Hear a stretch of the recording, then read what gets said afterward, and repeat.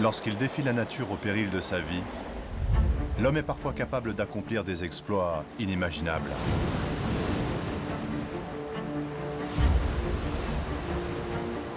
Les phares en mer, véritables forteresses des océans, représentent depuis toujours une source intarissable d'inspiration.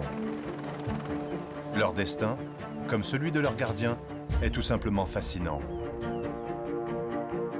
À travers le regard du dessinateur Emmanuel Lepage, nous allons vous raconter la construction mouvementée d'un phare breton mythique, Armen. Une épopée incroyable où la mer dicte sa loi. C'est extraordinaire, j'ai l'impression d'être sur un bateau. Un bateau qui ne bouge pas. Dans le sillage de Jean Guichard, un célèbre photographe, vous survolerez de nuit et pour la première fois le phare le plus puissant de la planète. On a l'impression d'arriver dans un tournage de Spielberg et on s'attend à rencontrer, je sais pas, E.T., un martien, quelques sorcières. C'est absolument prodigieux.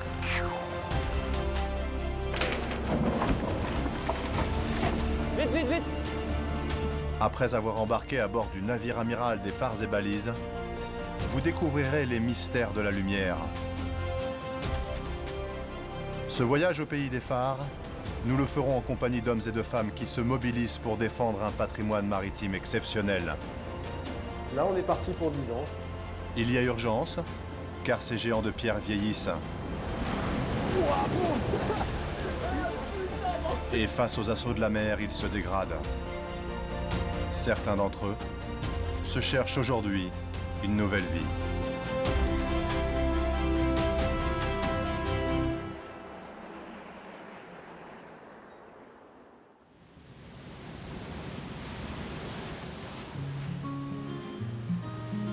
Située à la pointe de la Bretagne, la mer d'Iroise est la zone maritime où l'on compte le plus de phares au monde. Depuis plus d'un siècle, les cathédrales de l'océan règnent jour et nuit sur ce littoral particulièrement dangereux. Ici, même lorsque la mer semble calme, rien ne doit vous faire oublier la menace des courants et le piège des roches à fleur d'eau.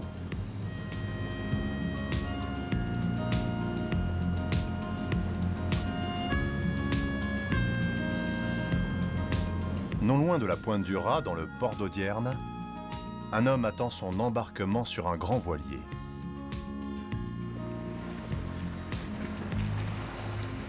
Emmanuel Lepage est dessinateur de bande dessinée.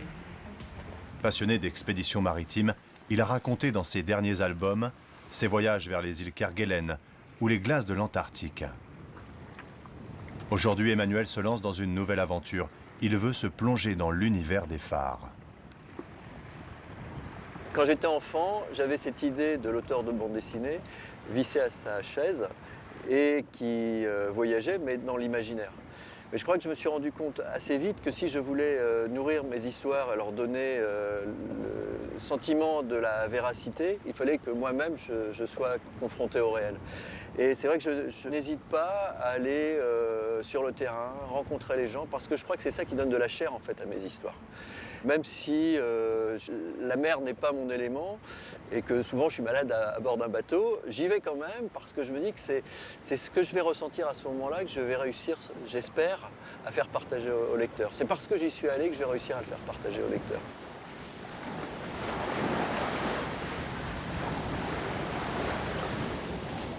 Le dessinateur a embarqué sur le Skellig pour rejoindre l'île de Sein, un caillou plat et minuscule posé au large de la pointe du Raz. L'île de Sein sera sa première escale avant d'approcher Armen, le plus mystérieux des phares français. Il est un peu plus de 22 heures, le soleil a disparu, dans quelques secondes des lueurs vont s'allumer sur la mer. Il donne un tout petit peu de creux. Ce moment magique est attendu avec impatience par notre dessinateur et tous les membres d'équipage du Langoustier breton. Choquer la grand voile, choquer le tape-cul. Donc voilà, ça y est, la vieille vient de s'allumer. La plate à côté également. Et là, on est dans un secteur blanc de la vieille. C'est très étrange parce que c'est la première fois pour moi que je rentre à ce moment-là dans la nuit. Et puis cette fois, la navigation va changer, quoi. La navigation va se faire avec les feux, les phares. Et là, je suis très très curieux de voir comment on va pouvoir se débrouiller dans cet univers qui va petit à petit tomber dans la nuit, quoi, dans le noir. Thévenec n'est pas encore allumé. Le phare de Saint, ça y est, hein, les 3 éclats tous les 25 secondes, là, il est allumé.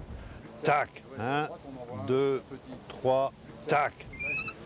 Donc là, maintenant, ben voilà, on peut se positionner par rapport à tous ces faisceaux là. On va rentrer dans le secteur blanc des Chats dans pas longtemps. Et le secteur blanc des Chats, quand on l'aura sur notre arrière, c'est la route franche. De la même manière que le secteur blanc de la Vieille là-bas. Oui, en fait, ce qui implique une connaissance d'une vraie grammaire, d'un vrai langage des phares, en fait. Disons que l'organisation des phares est telle que les secteurs colorés couvrent des zones de danger, les secteurs blancs, normalement, couvrent les espaces où on peut circuler sans danger. Donc ce balisage permet à la fois de jour, puisqu'on peut quand même faire des relèvements, on voit où on est, et de nuit avec les feux, avec les faisceaux, permet de savoir où on est et quelle route il faut suivre. Ok, on commence à border. Malgré les systèmes de positionnement par satellite, les phares représentent encore une aide à la navigation essentielle. Tout marin qui se respecte sait tracer sa route en observant leur code lumineux. Ouais, c'est bon. Chaque phare possède sa propre signature en fonction de sa position. Cette zone est très connue pour les dangers, notamment par mauvais temps, par mauvaise visibilité, avec des bateaux qui manœuvrent plus ou moins bien. Il y a eu beaucoup d'accidents dans le Ratin. Avant que ce système d'éclairage soit mis en place, il y a eu quand même des catastrophes. Sur l'îlot de Thévenec, il y a un vaisseau de la marine du Grand Siècle qui s'est perdu avec plusieurs centaines de morts. C'est à la suite de ça qu'on a construit un feu sur l'îlot de Thévenec. On l'aura, c'est jamais à prendre à la légère. Jamais. On va peut-être choquer un poil de grand voile. Après le naufrage du Séduisant sur Thévenec en 1796, une autre catastrophe va défrayer la chronique maritime.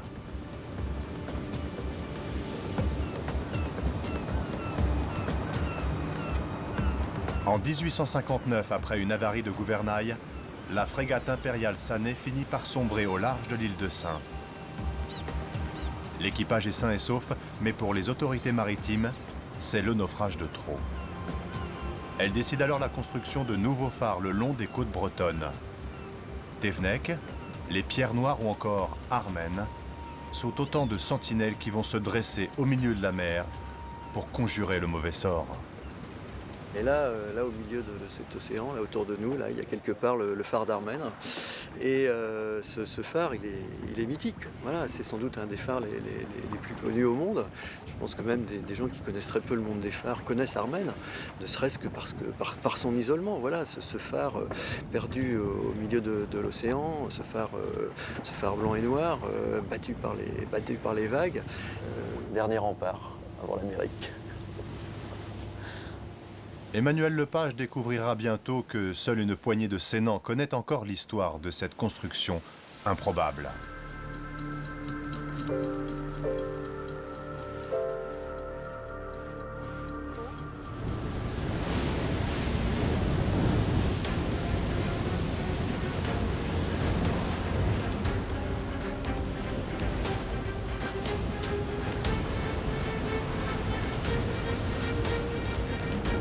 Lors des tempêtes hivernales, il suffit de survoler les îles de la mer d'Iroise pour comprendre qu'ici, la moindre erreur de navigation ne pardonne pas.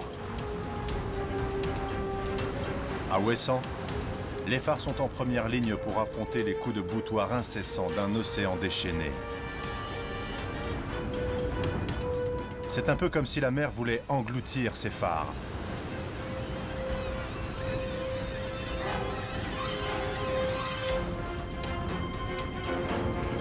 Un peu plus au sud, depuis plus de 130 ans, à 7 km au large de l'île de Saint, un phare blanc et noir se dresse contre les éléments. Armen résiste pour contredire un vieux dicton qui affirme que celui qui voit Saint voit sa fin.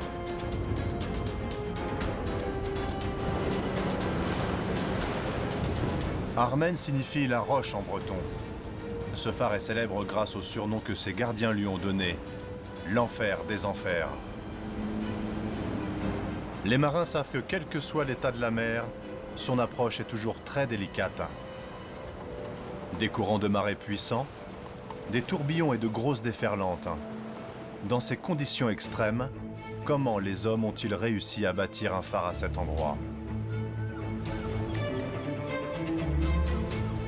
L'histoire d'Armen commence sur l'île de Sein, un morceau de terre bretonne sculpté par la mer et le vent. Le dessinateur Emmanuel Lepage vient de découvrir un roman dans lequel est décrit l'incroyable épopée de la construction de ce phare. C'est un chantier hors norme qui commence en 1867 lorsqu'un ingénieur des phares et balises débarque sur cette île. Paul Joly, c'est son nom, compte bâtir un phare sur un récif immergé situé tout au bout de la chaussée de Sein. Emmanuel marche donc dans les pas de l'ingénieur de la commission des phares qui doit d'abord convaincre les Sénans de sa folle entreprise. Donc, monsieur, le phare, c'est bien par là? Oui, par là, C'est dans tous les sens. le chemin mène à Rome. Déjà. Donc celui-là, c'est bon. Merci. Bonne journée. Construit 50 ans avant Armen, le grand phare de l'île de Sein n'est plus gardé aujourd'hui. Serge Coatmer a veillé sur ce bâtiment pendant 20 ans. Il aura été l'un des derniers gardiens de phare en mer. Bonjour. Bonjour, ça va? Ouais. Ça va? Alors voilà le fameux phare de l'île de Sein. Ouais. Le grand phare. Le grand phare. Ouais. Il est haut, dis donc. Ouais, 56 mètres à peu près. 59 par rapport au niveau de la mer. Ah bah voilà Armen. Ouais, ça c'est Armen. Ouais. J'ai fait quelques périodes aussi quand j'étais jeune, quand j'ai commencé la carrière. Quand on rentre à Armen, quand on dit tiens, on va passer 15 jours là-dedans, on dit, quand t'as 20 ans, on te dit c'est dur quand on y Vous aviez quel âge quand vous êtes? C'était le 1er juillet 74, j'avais pas 18 ans.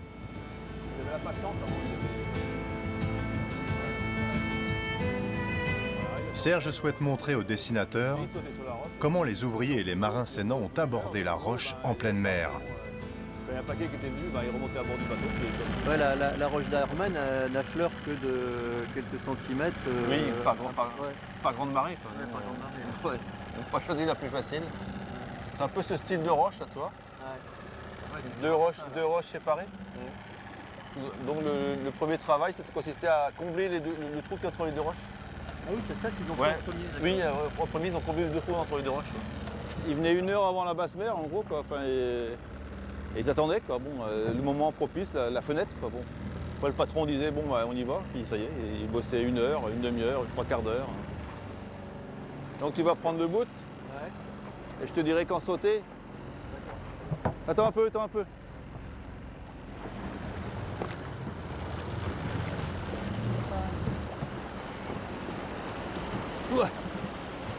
Voilà.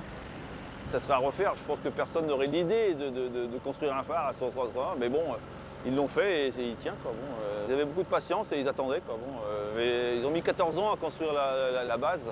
Ce qu'ils faisaient des fois, bah, quand ils revenaient l'année suivante, la mer l'avait défait. Quoi. Donc il fallait recommencer. Tu vois, c'est un peu comme ça. Tu arrives avec des mèches, quoi, tu vois. Tu dis, tu as un trou à percer, on est deux. Tu avais un qui tenait un pieu, quoi, tu vois, et l'autre il tapait la masse, quoi. Il tournait. Il y a toujours un.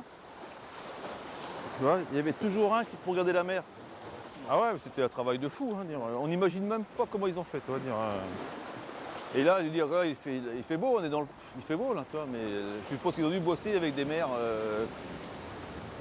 Oh, Pierre, chaque année, et les pierres, elles sont ici.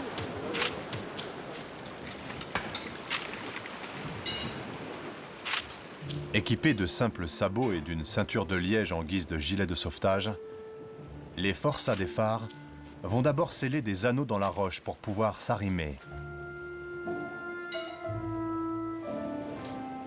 La première année du chantier, les hommes ne réussissent à débarquer sur la roche qu'à 9 reprises, soit 8 heures de travail en tout.